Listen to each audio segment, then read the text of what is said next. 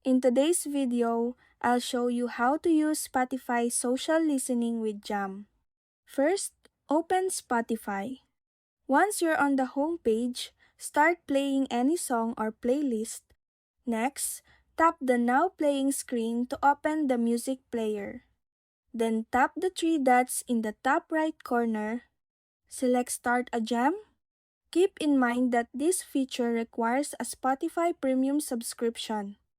Once the jam session starts, choose how you want your friends to join.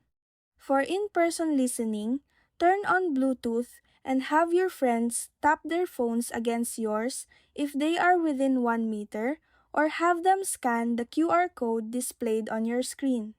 For remote listening, tap Invite and share the invitation link through messaging apps such as WhatsApp or Messenger.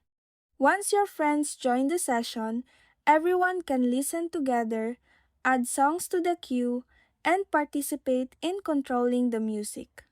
And that's it! That's how you use Spotify social listening on Spotify.